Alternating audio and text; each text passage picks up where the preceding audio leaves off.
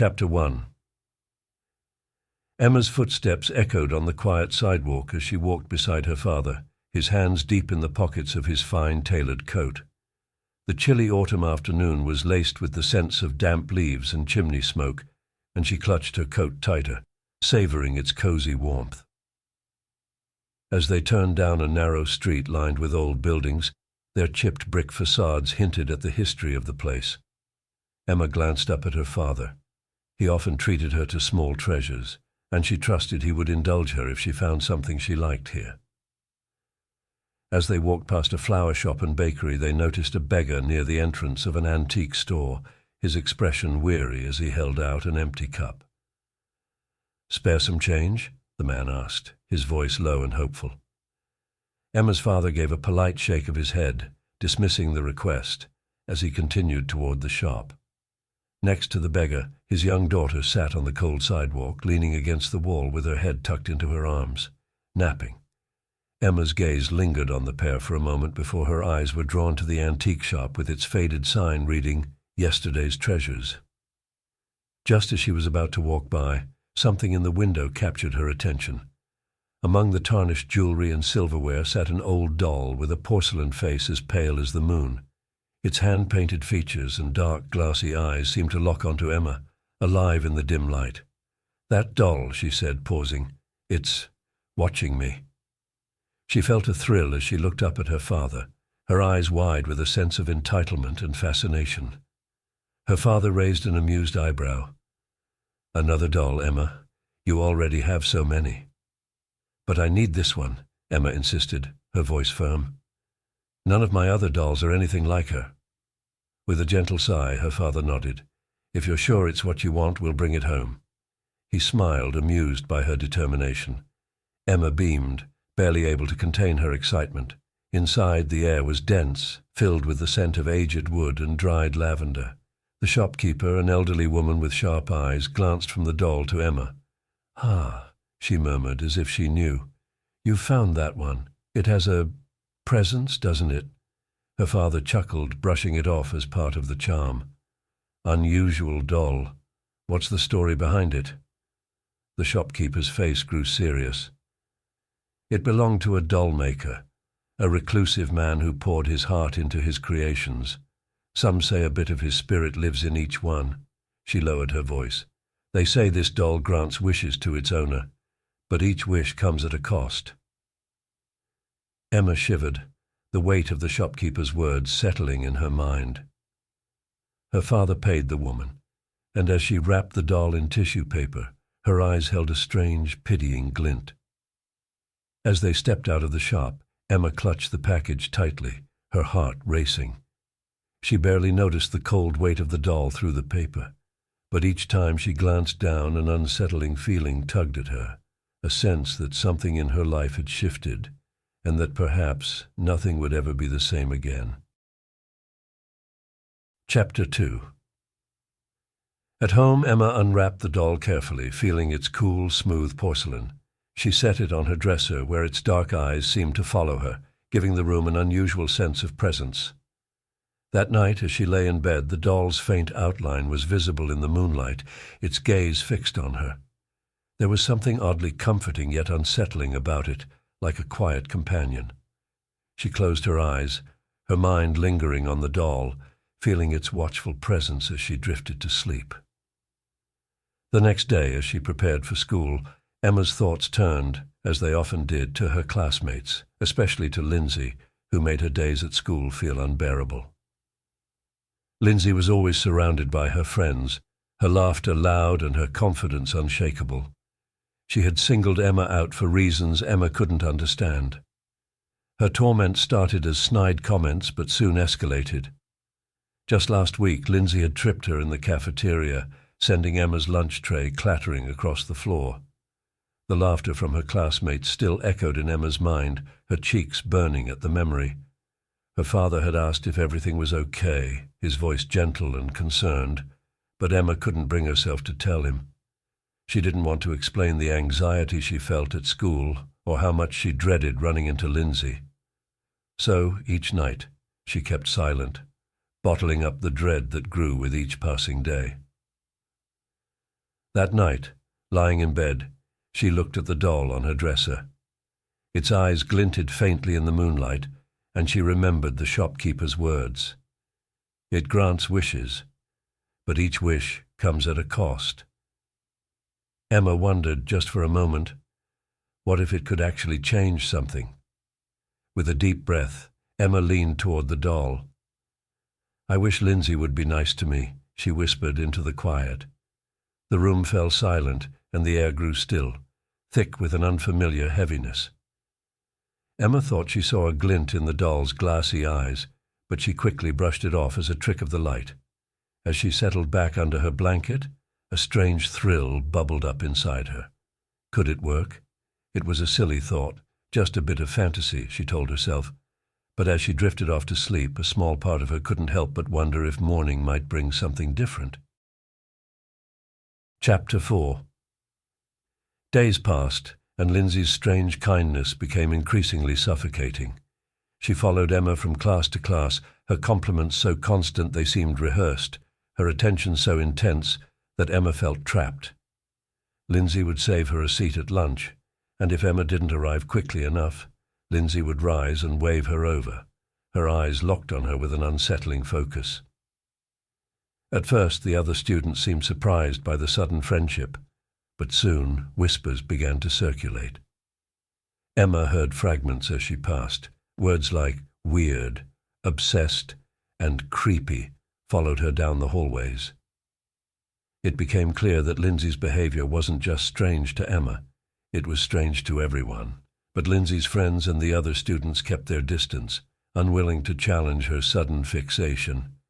Emma tried to be polite, hoping Lindsay's interest would fade on its own, but it only seemed to deepen.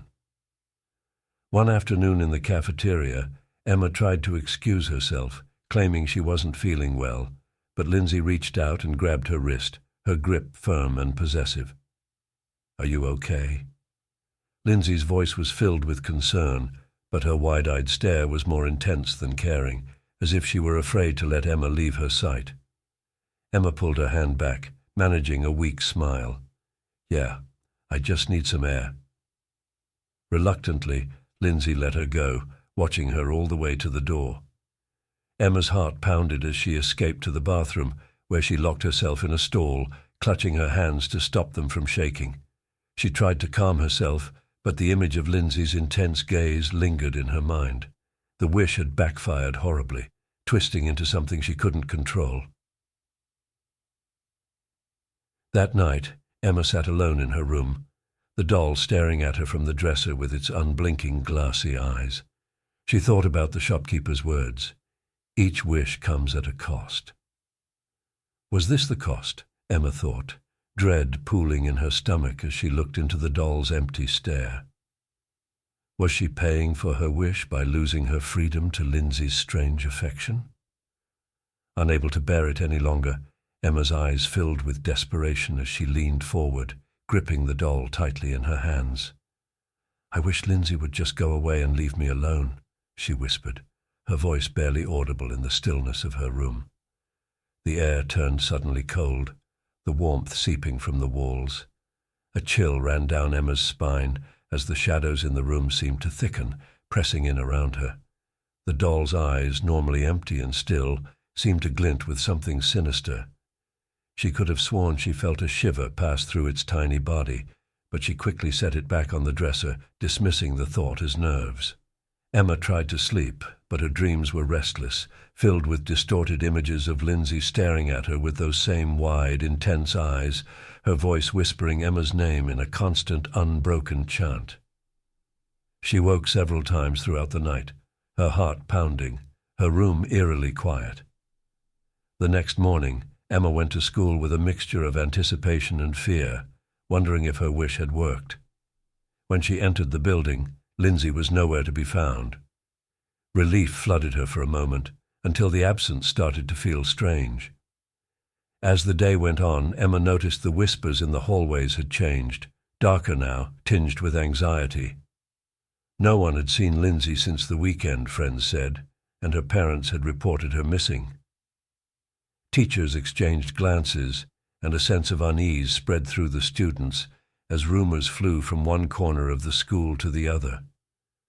Emma felt her stomach drop as each story grew more ominous than the last. Back home, her father asked if she'd heard what had happened to Lindsay, but Emma only nodded numbly, her mind racing with thoughts of the doll.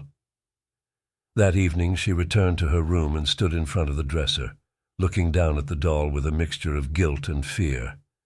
The doll's eyes, which had once seemed empty and lifeless, now felt cold and accusing, as though they held a secret only Emma could understand. The delicate smile painted on its face seemed twisted now, mocking her, reminding her of the whispered wish she'd made. Emma's heart pounded as she backed away from it, a sinking feeling settling in her chest. What had she done? For the first time, Emma truly feared the doll. She wanted to tell her father, to make him understand, but she knew he would never believe her.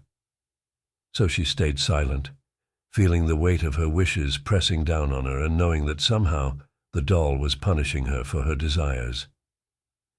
Each night she felt the doll's presence, its eyes following her movements even in the dark. She could no longer bear to meet its gaze, covering it with a blanket or turning it to face the wall, but no matter what she did, she felt its icy stare burrowing into her, a constant reminder of the choices she could not take back. Emma tried to shake off the guilt, telling herself it was just a coincidence, that the doll had no real power. But each time she passed it, a chill ran down her spine, as though it were laughing silently, reveling in the ruin her wishes had caused. The wish had been granted, but the cost felt unbearable. Chapter 5. Emma could no longer bear the weight of her wishes. The doll's silent, unblinking gaze seemed to mock her each night, filling her with regret and a growing sense of fear. She wanted nothing more than to be rid of it, to erase the choices that had brought this strange, dark presence into her life. One evening, as rain pattered softly on her window, Emma stood in front of the doll, her hands clenched, her eyes glistening with tears. In a voice choked with desperation, she whispered, "I wish Daddy never bought you." The room grew cold, and shadows seemed to deepen along the walls. For a fleeting moment she thought she saw the doll's painted smile twist, but she closed her eyes, willing the thought away, hoping that when she awoke, things would be as they were before. The next morning, Emma felt the sun's warmth on her even before she opened her eyes, but she wasn't in her bed. She found herself sitting on a cold sidewalk, her back against the wall of a building, her knees pulled up to her chest. Confused, she lifted her head, glancing around at her unfamiliar surroundings. A familiar voice reached her ears.